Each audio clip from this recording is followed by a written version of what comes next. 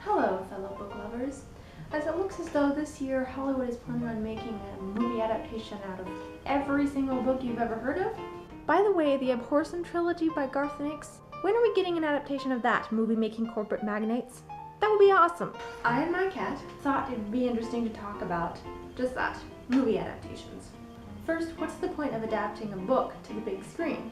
Obviously, it's a good bet for the studio, but I don't think it's just a marketing ploy. The main offering of a movie adaptation, in my opinion, the plurality of viewpoints. With a book, you see everything through the lens of one guy, the author, who's up there pulling the strings of everything, and of course there are editors and beta readers and critique partners and the people who actually make the story coherent, but it's mostly the author's show, and you'll get his conception of the story.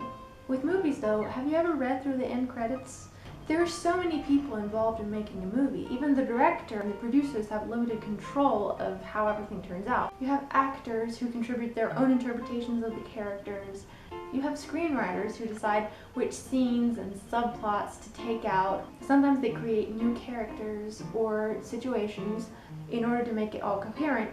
But in the process of that, they're obviously bringing their own perspective into the story. Sometimes it really annoys die-hard fans of the books, but sometimes the changes are actually positive and they bring out a new dimension of the story. You have costume people and makeup people and set people and lighting people and special effects people and music people. All of them are adding their own contributions to the story, to the setting, to the world that the author originally created. Take as an example The Hunger Games. There's something so haunting about the way the books make you feel complicit. And Catching Fire, I think, captured a lot of those elements a lot better than the first movie. There's this shot at the end of the movie, without spoiling anything, where Katniss looks directly into the camera. It's pulling you into the story because...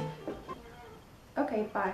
You know, it's hard not to get excited about the action, and then at the end you realize that you're in the place of the audience, like the people at the Capitol who are watching the games, watching kids kill each other, and being entertained by that.